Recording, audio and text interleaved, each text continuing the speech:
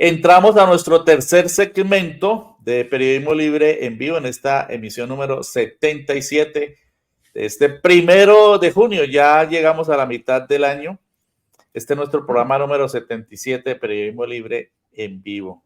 Tenemos como tercer invitado o cuarto invitado a el profesor Boris Salazar Trujillo. Él es economista y profesor de la Facultad de Ciencias Sociales y Económicas de la Universidad del Valle, magíster y doctor en Economía de la Nueva Escuela de Investigación Social de Nueva York, investigador en redes sociales complejas, conflictos e historia de la economía y los mercados laborales. Muchas gracias, profesor Boris Salazar, por acompañarnos en Periodismo Libre.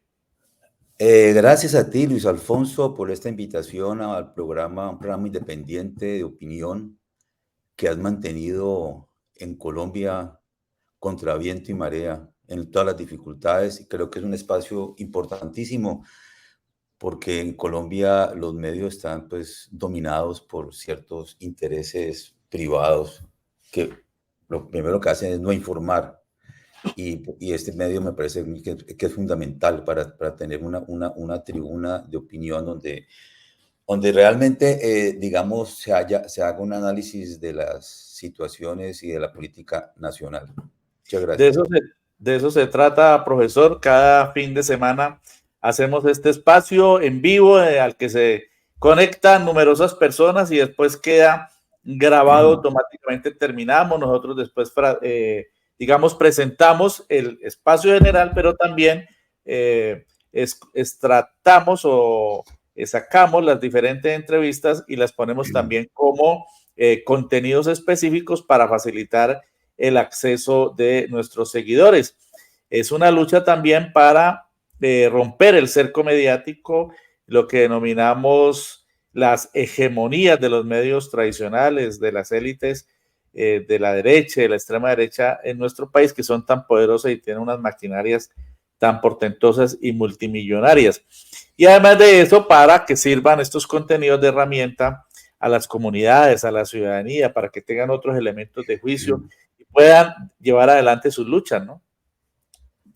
Bien, hemos invitado al profesor Boris Salazar para abordar un tema del que hemos estado atentos a lo largo de los últimos 2 meses y medio desde que se presentó esta situación, de lo que podríamos considerar una terrible maniobra de una naturaleza insospechadamente clientelista, por llamarle de una manera muy suave, que fue la forma como torcieron la voluntad popular de la mayoría de los estudiantes, profesores y egresados que en la Universidad Nacional votaron en unos comicios populares, llamémoslo así, es decir, dentro de la comunidad universitaria, por Leopoldo Múnera como su preferido para ser el rector, por sus calidades académicas, por sus calidades como persona, por su calidad como docente, pero en el Consejo Superior, una mayoría que se fraguó a última hora, o a lo mejor estaba preparada de antemano,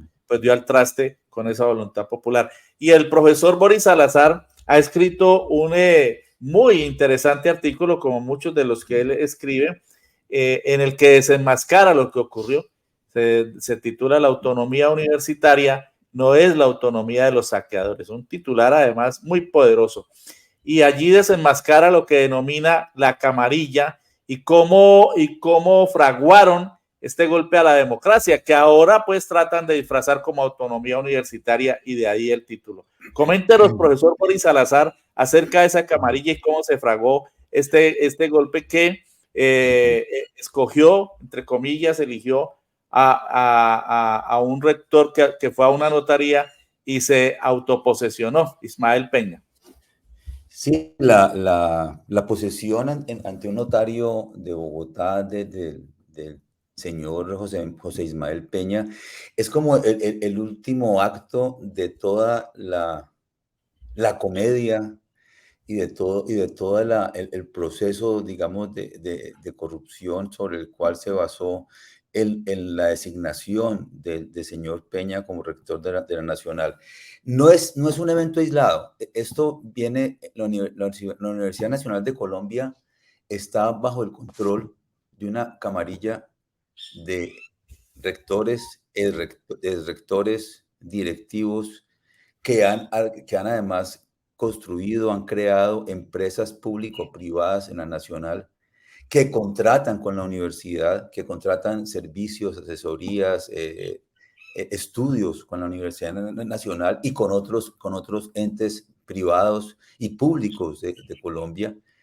Pero esas empresas público-privadas son finalmente privadas. Y en los consejos directivos de esas empresas están las mismas personas que han dominado la Universidad Nacional, que la han dirigido, que han estado al frente de la institución desde el año 2006. Es un proceso largo. Ellos han ido candidatizando y han ido también colocando como rectores a personas que pertenecen a esa camarilla.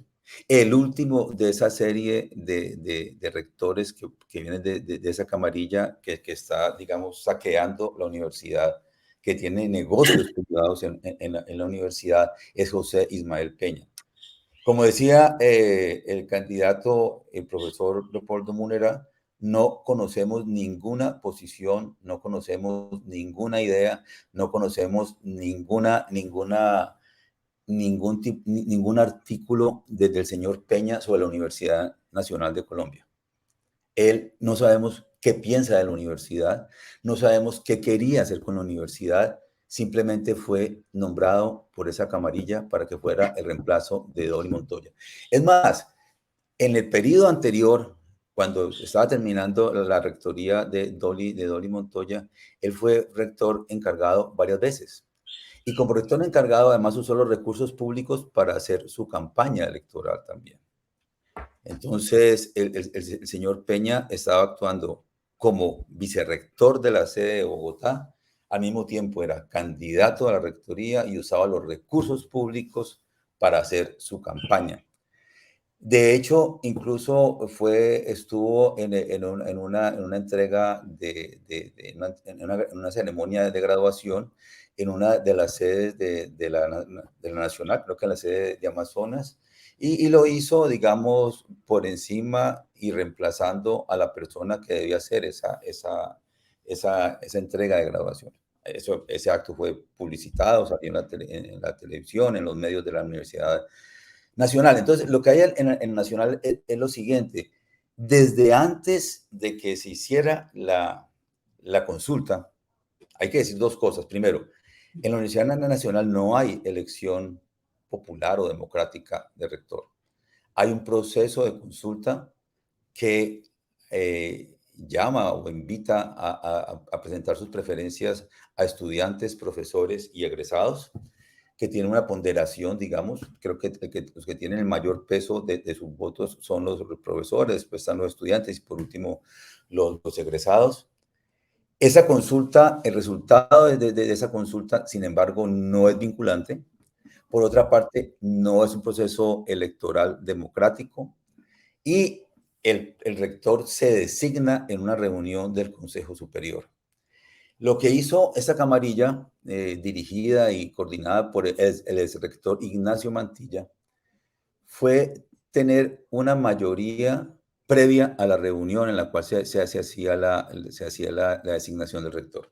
Es más, como lo denunció con evidencia la revista La Raya, ellos se reunieron en casa de Mantilla antes de la reunión del Consejo Superior y allí planearon la estrategia y allí además también planearon cuál iba a ser el método de votación y además también aseguraron la mayoría que tenían. Entonces, ellos tenían una mayoría conformada por 5 personas de 8 que conforman el Consejo Superior. Esas personas eran la representante de los estudiantes, Sara Jiménez, que durante todo el tiempo dijo que ella había dado la máxima preferencia por el profesor Múnera. El representante de los profesores, Diego Torres, quien también dijo lo mismo, pero que, como voy a contar ahora, ellos votaron por el señor Peña y conformaron esa mayoría en el Consejo Superior. El representante del CESU, del Consejo de Educación Superior, que es Humberto Rosanía, que había sido nombrado en el gobierno de Duque, el representante de los decanos, Verónica Botero, y el representante de los rectores, el señor Mantilla. Esos 5 personas conformaban una mayoría en esa reunión. Es más, habían estado en una reunión privada en casa de Mantilla en la cual planearon y acordaron la estrategia que iban a seguir durante la reunión. ¿Qué fue lo que hicieron en la reunión? Ellos plantearon, primero, que la votación no iba a ser directa, nominal. Segundo, que no iba a haber que no se iba a hacer por mayoría. Pero para imponer esa primera decisión, que no fuera nominal y que no fuera por mayoría simple, ya impusieron una mayoría. Ellos tenían 5 votos, 5 personas que estuvieron de acuerdo con la propuesta del rector Mantilla. Entonces, de antemano, lo que decían que era su objetivo, que no se impusiera una mayoría, lo estaban imponiendo en el Consejo Superior y en una mayoría que estaba acordada de antemano y que se había fraguado en una reunión en casa del rector Mantilla. Reunión cuya ocurrencia fue confirmada por la profesora Verónica Botero, que era la representante de los decanos, quien efectivamente confirmó que hubo esa reunión. Ella estuvo presente en esa reunión y en esa reunión también estuvo presente hoy es rectora Doni Montoya, el rector Mantilla, y estuvo por vía virtual, se comunicó con la reunión el profesor Diego Torres, que es representante de los profesores. A partir de allí, el señor Mantilla dice que van a proponer un sistema de votación que no es un sistema de votación en el cual no se imponen las mayorías, sino que La es un regla de sistema... Borda. Dale.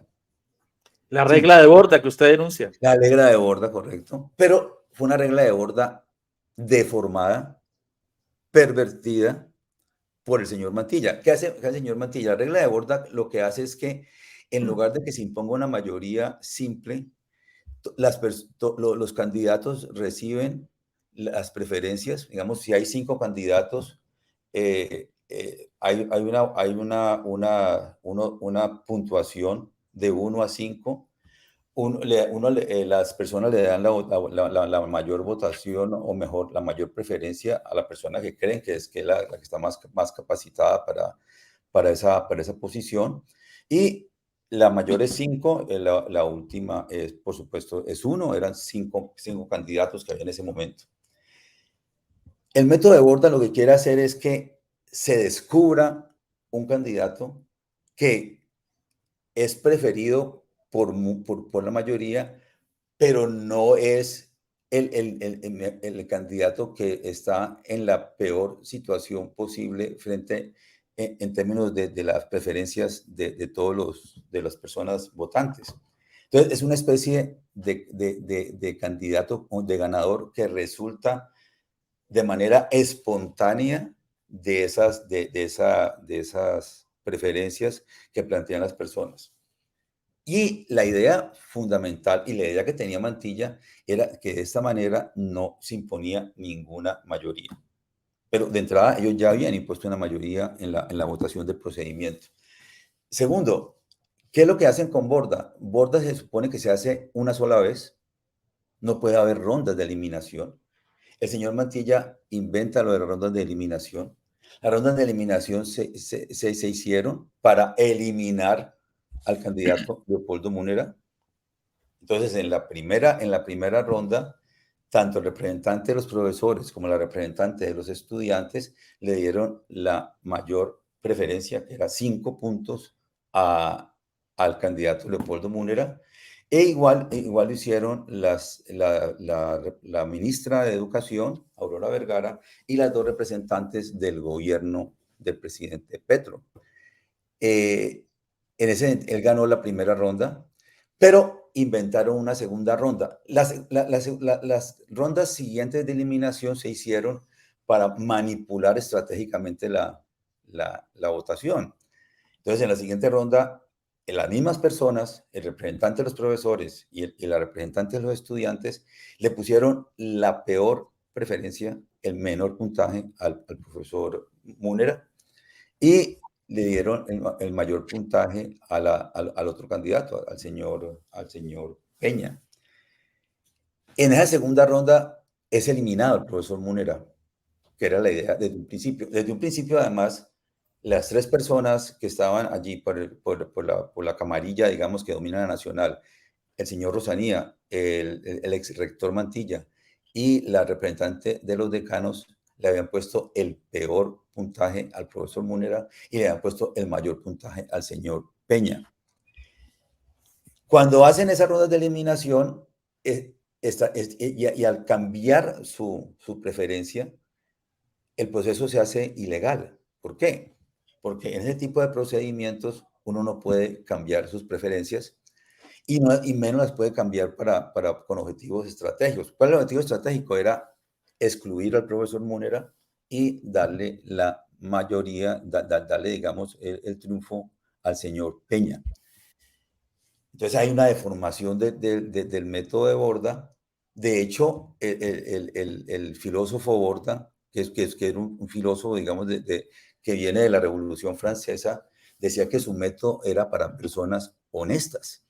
Y en la forma en que fue interpretado, que fue manipulado en el Consejo Superior por el señor Mantilla y su grupo, pues fue la forma más deshonesta de aplicar la regla de Borda. Entonces, de entrada, ese procedimiento es ilegal, es ilegítimo. Y por lo tanto, la elección, o mejor, la designación, no es una elección, la designación del señor Peña es también ilegítima y es ilegal. De hecho, ese acto está demandado por su ilegalidad. Y el jurista Rodrigo Umprimi en sus columnas ha denunciado la ilegalidad abierta del acto con el cual se hizo la designación del señor Peña. Y luego, para completar toda la ilegalidad, el señor Peña se autoposesionó en una notaría de Bogotá, acompañado por el rector Fernando Sánchez, quien fue el que lanzó la última invasión policial al campus de la Universidad Nacional de Bogotá, y en el cual En hubo 1984. 84, de hecho fue en abril de 1984, hubo varios estudiantes muertos, varios desaparecidos. A los que tomaron prisioneros los sacaban encapuchados de la Nacional. Y este señor es el que viene a decir ahora que todo lo hace por la defensa de la autonomía universitaria, que violó de manera flagrante con la entrada violenta y criminal de la Policía Nacional, de las Fuerzas Especiales de la Policía Nacional, ese día de abril de 1984. Hacia allá iba profesor Boris, porque se está instrumentalizando el concepto de la autonomía universitaria para decir que se está violando al rechazar esa designación espuria del rector. Se está violentando, dicen ellos, la autonomía universitaria. En primer lugar, la autonomía de la camarilla que designó a Peña. Y es la autonomía además para hacer negocios en la Nacional. Es decir, en la Nacional se han creado 18 empresas o compañías o corporaciones público-privadas que venden servicios, venden estudios, venden asesorías a la Universidad Nacional de Colombia y a terceros. En las juntas directivas de esas corporaciones están las mismas personas que han pertenecido a la camarilla que ha estado saqueando la Nacional durante esos años. Allí está Moisés Wasserman, está el señor Mantilla, está la exrectora Dolly Montoya, y uno de los últimos actos, digamos, fundacionales de la exrectora Montoya fue crear la compañía Rotor.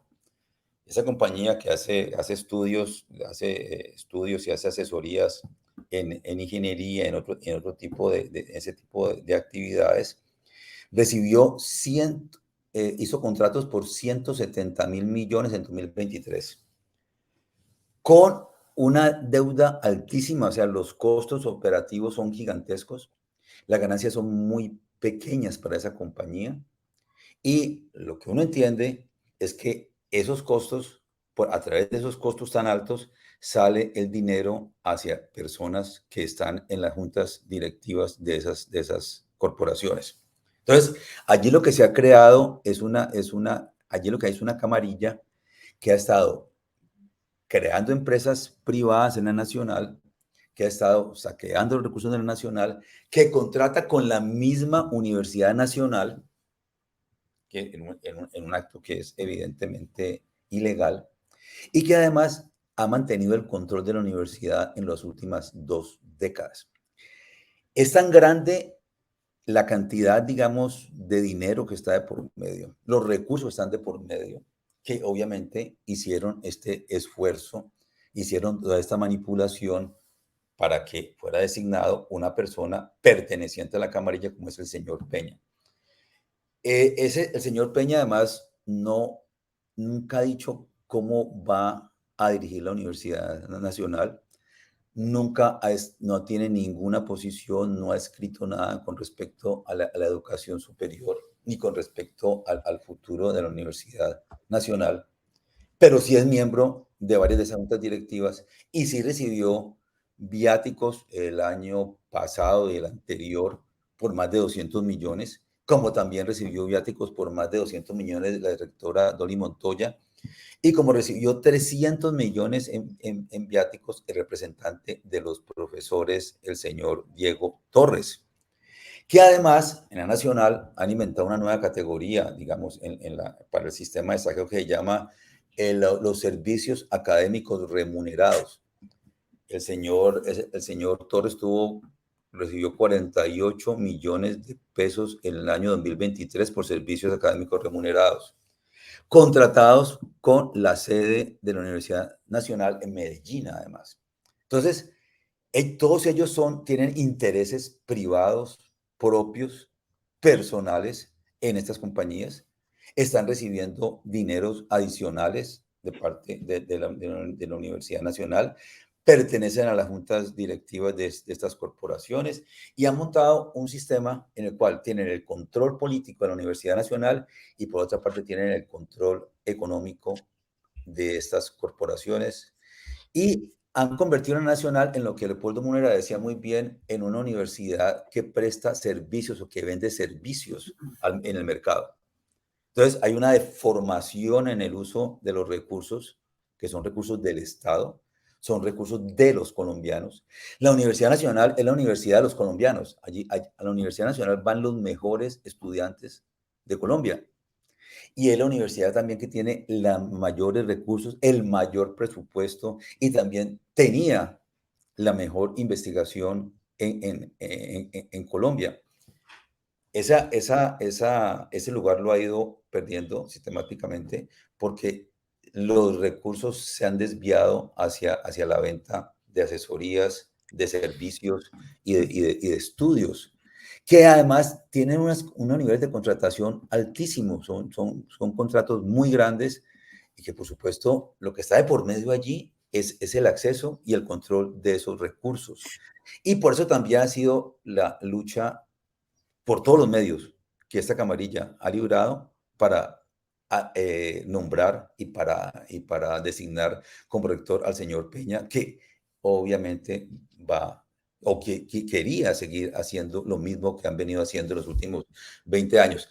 Por supuesto, la actitud, vamos a decirlo así, erguida, independiente, valerosa, de estudiantes, de profesores, de trabajadores en la Universidad Nacional de Colombia, pues ha mantenido, ha cuestionado esa designación y de hecho en este momento está convirtiéndose, digamos, en uno de los focos, digamos, o de los lugares en los cuales se inicia la conversación alrededor del poder constituyente en Colombia.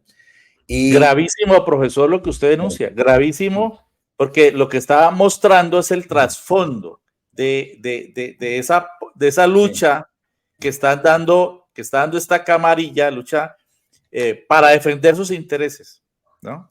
Ellos están defendiendo sus intereses como gato patas arriba, porque consideran que si llega otro rector que tenga respaldo de los diferentes estamentos de la comunidad, pues van a salir a flote todos esos negociados y además de ello no van a poder continuar con su poder económico y político. Gravísimo, porque además está demostrando el entramado de clientelismo que hay, por llamarlo, por calificarlo en un término muy suave, el alto grado de clientelismo y de negocios que hay detrás de esa camarilla que usted está denunciando.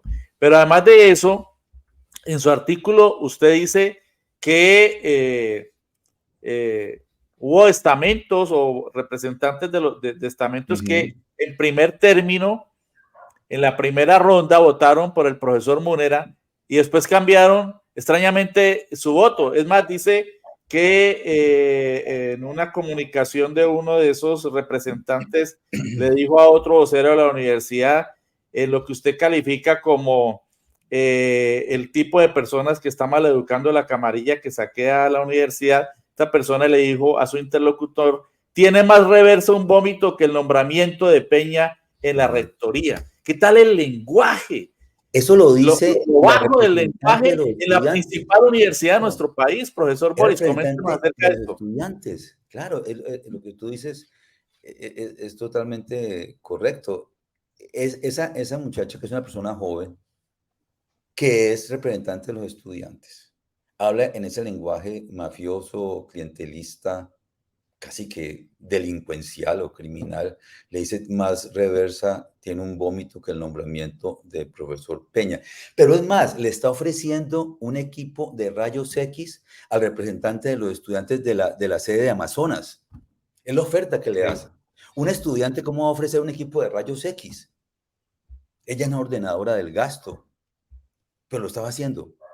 Además, ella tiene un emprendimiento de mecatrónica en la Nacional, que obviamente es financiada por la universidad y hace parte de la forma en que ella fue cooptada dentro del sistema, dentro de la camarilla que maneja la Universidad Nacional.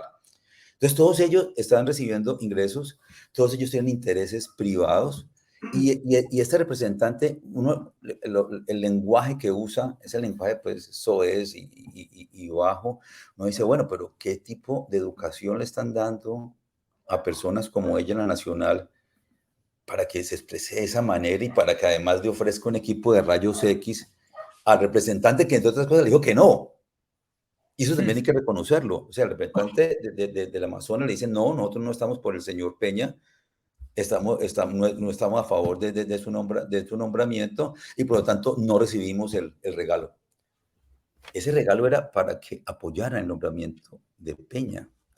Entonces, allí está todo, es como el episodio verbal y el episodio también más evidente y, digámoslo así, peor del grado de corrupción a que se ha llegado a la Nacional, cuando ella le hace su oferta y además le dice pues esa frase tenebrosa de que más reversa tiene un vómito, que también nos dice, es la forma, el lenguaje que usan las personas de esa camarilla para dirigir la universidad. Es la forma que lo usan. O sea, es la manipulación. Por otra parte, es el uso de los recursos públicos, el uso clientelista para ganar apoyos políticos, que además, entre otras, de alguna forma también ocurrió y sigue ocurriendo en la Universidad del Valle, en la cual la persona que es hoy el rector, durante la campaña pasada, pues la campaña la financió con los recursos de la Vicerrectoría de Bienestar de la Universidad del Valle también. Y además con un método clientelista, hay un conjunto de monitores de la Universidad del Valle que son como su grupo de choque político, que son su clientela política y que reciben ingresos de la universidad y además andan uniformados como empleados de la Universidad del Valle. y es una especie de grupo de choque también que tiene el rector Murillo hoy, y que era candidato a la rectoría y vicerrector de bienestar durante el proceso de designación de rector del año pasado. Entonces, digamos, estas camarillas no son solo, no existen solo en la Nacional, en la del Valle también están. Son las mismas personas que se han ido rotando en las posiciones de control directivas de la Universidad del Valle, que tienen el control del Consejo Superior, que eligen personas que vienen del mismo grupo, de la misma camarilla, y que se mantienen en el poder. Y que por otra parte, en el caso de la Universidad del Valle, tienen relaciones non santas con cierta política local, con cierto grupo político local. Entonces, hay una toma de las universidades públicas más grandes. Los casos que conozco son la del Valle y la Nacional. En la Nacional es aberrante porque además el tamaño del botín es gigantesco. O sea, la Nacional tiene el mayor presupuesto de educación superior en Colombia, pero esta camarilla se lo ha tomado y lo ha tomado para intereses privados también. Entonces, es una situación grave y lo que está planteando el gobierno y que está haciendo también en otras, digamos, dimensiones de la administración del Estado es parar el uso de los recursos con fines clientelistas, que son recursos del Estado, son recursos de todos los colombianos. Vean el caso de la salud. Y creo que el gobierno ha logrado, digamos, desentrañar los flujos y los mecanismos por los cuales los recursos públicos pasan a manos privadas a nombre de hacer una tarea pública, digamos. Entonces, en el caso de la educación superior, pues claro, ellos dicen, estamos defendiendo la autonomía universitaria, ¿no? Es la autonomía de ellos. De ellos. Para quien querían, para mantener. Para continuar haciendo sus negocios. Y como usted lo dice, eso se refleja también en la Universidad del Valle, ya lo habíamos analizado en anterior coyuntura y se sigue registrando plenamente en la actualidad. Recientemente, los profesores y profesoras de la Universidad Nacional se reunieron alrededor de unos 500 para pronunciarse sobre esta crisis. Hicieron un pronunciamiento, un análisis muy interesante de 10 puntos en relación con toda esta crisis y las leyes que están, la ley estatutaria que está en trámite de educación, la necesidad de reformar la ley 30, de reformar todo ese estatuto que posibilita eso que hemos venido analizando, que hay una consulta popular, pero esa consulta no es vinculante. Entonces hacen lo que quieren con la voluntad popular, así no sea una elección popular o testamentaria del rector, es una consulta que refleja una voluntad de los estamentos universitarios y para nada es tenida en cuenta, no se tuvo en cuenta en muchas universidades. La misma crisis está en Pereira, la misma crisis se presentó en Univalle, se presentan otras universidades, ha habido pronunciamientos de la Universidad de Antioquia, la Universidad de Santander, etcétera. Es decir, eso que usted está planteando se vive en el plano nacional y en este gobierno de cambio, pues entonces ha salido a flote esas maquinarias clientelistas y negociantes con el sistema educativo nacional. Los profesores y profesoras dicen en su punto 7 de su declaración, las acciones ilegales e ilegítimas del profesor Ismael Peña y un mal denominado equipo directivo. Desconocemos el autonombramiento del profesor Ismael Peña y de su equipo colaborativo. En este sentido, rechazamos los llamados a culminar las asignaturas de pre y posgrado a través del uso de tecnologías de la información y la comunicación. Este tipo de exigencias son improcedentes en tanto no permite garantizar los parámetros mínimos de calidad que caracterizan la formación que impartimos en nuestras aulas. Bien, ¿qué opina usted de este pronunciamiento de profesoras y profesores que por primera vez en mucho tiempo en la nacional se reúnen para también hacerle frente a esto? Porque claro, en la nacional también los profesores también tienen un grado de responsabilidad en el sentido de que muchos permanecen apoltronados, ¿no? nada más que haciendo puntos para agregar a sus asignaciones Claro. mensuales. De hecho, otra cosa que apareció, que emergió a la luz pública con este proceso de designación de rector, es que en la Universidad Nacional hay una casta, una élite de profesores que ganan más de 50 millones mensuales de salario, incluyendo profesores que desde el siglo pasado no dan clases, como el profesor Elkin Patarroya, el Patarroyo, que nunca ha logrado su vacuna contra la malaria y que, digamos, devenga un salario de 50 millones de pesos y que le hace muy poco aporte a la nacional, digamos, como científico, como profesor y como docente. Lo otro es esto, en la nacional hay algo que la diferencia de la Universidad del Valle es que tanto el movimiento estudiantil como el profesional son movimientos independientes, que tienen una opinión independiente, que no están controladas por el clientelismo y por lo tanto han permanecido por fuera del sistema clientelista. Entonces, el movimiento estudiantil y el movimiento profesoral, no digo el movimiento de egresados porque no hay un movimiento de egresados, pero también una buena parte de los egresados se han mantenido independientes con respecto a esta camarilla, no siguen sus puntos de vista, no siguen sus objetivos y por lo tanto han mantenido una toma del edificio de rectoría, del antiguo edificio Uriel Gutiérrez de la Nacional, y han mantenido una posición de rechazar por legítima la designación del señor Peña. Pero lo que está en juego es la democracia realmente en la Universidad Nacional. Todos esos actos, toda la asamblea permanente que ha habido en la Nacional, la toma de la sede central de la Universidad Nacional en Bogotá, todo esto es una forma de expresión de la democracia en una universidad en la cual la democracia estaba, digamos, terminada o acabada. Entonces, es como ganar la democracia y construirla desde abajo y construirla en la lucha y en la confrontación directa con esta camarilla que había venido manipulando tranquilamente desde sus reuniones de Consejo Superior y sus reuniones en casa de cualquiera de estos rectores, han venido manipulando el poder en la Universidad Nacional y también el acceso a los recursos públicos de la Universidad Nacional. Lo que han hecho estudiantes y profesores y trabajadores es ganar la democracia y ganarla en la lucha real. ¿Por qué? Porque en la nacional, como ocurre también en la del Valle, no había democracia. Digamos, no había ningún tipo de discusión, de conversación, ningún tipo de vigilancia en el uso de los recursos públicos, de vigilancia desde abajo, desde la comunidad.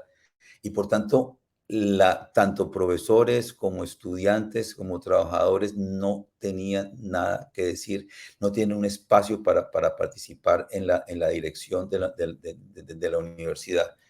Eso lo están ganando ahora en la práctica real.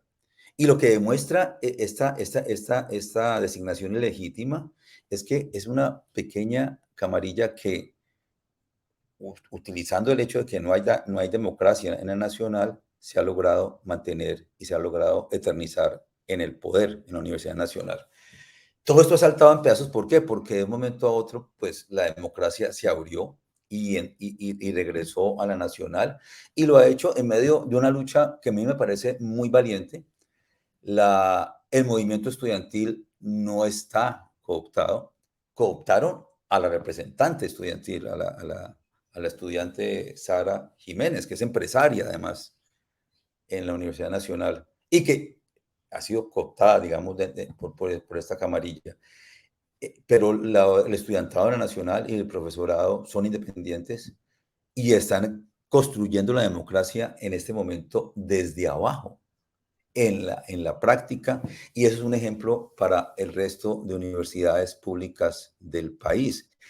El caso es diferente en la del Valle, ¿no? Donde hay una cooptación de buena parte del movimiento estudiantil, de los dirigentes estudiantiles, que hoy son empleados simplemente del régimen, hay que decirlo así, como era también empleada esta representante Sara Jiménez en la Nacional.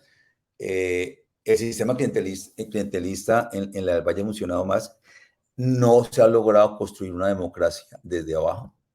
Entonces, todo lo que ha ocurrido ha sido en un ambiente, digamos, de antidemocracia, en la cual una pequeña camarilla, digamos, tiene el control absoluto del poder, pero además coopta en el caso de la Universidad del Valle, a los dirigentes estudiantiles y a los grupos estudiantiles aparentemente radicales, pero que realmente sirven a los intereses del grupo o de la camarilla que está en el poder en la Universidad del Valle. En la Nacional eso se está viniendo abajo. ¿Por qué? Porque la democracia ha regresado y está siendo, digamos, ganada a través de la lucha directa y valerosa de estudiantes, de profesores, incluso de trabajadores en la Universidad Nacional de Colombia.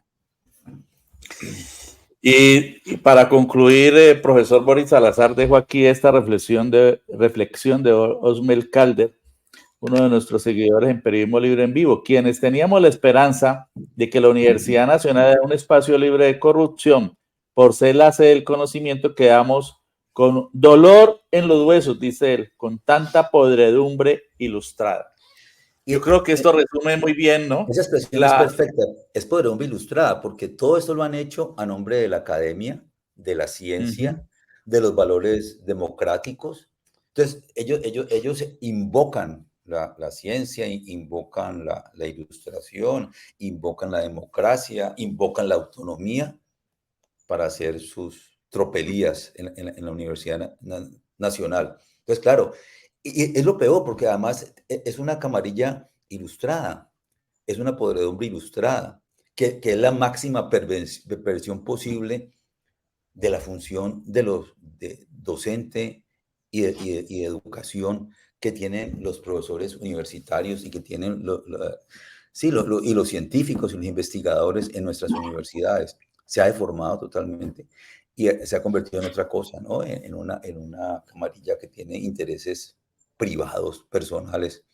Es impresionante, por ejemplo, que la exrectora en su último año formó esta compañía Rotor, de la cual ella es miembro de la junta directiva, y contrata con la universidad 170.000 millones, que es una cosa impresionante. Y buena parte de ese dinero sale a través de costos, que me imagino que son los costos que son los pagos de los salarios de las personas que hacen los estudios y que hacen las asesorías, digamos, que son contratadas a través de esta corporación. Entonces, allí es la podredumbre ilustrada, es verdad, a nombre de esos valores de la ilustración, de la ciencia, de la democracia, están simplemente robando los recursos públicos.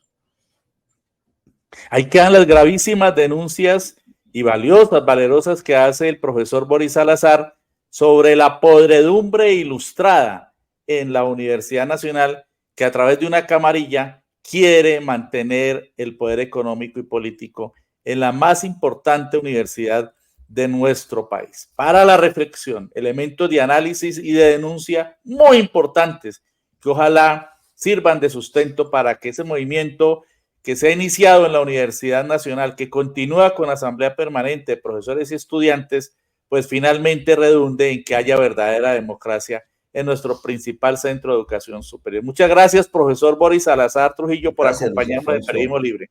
Por la invitación y gracias también a la audiencia que sé que tienes y con la que hemos conversado en varias ocasiones.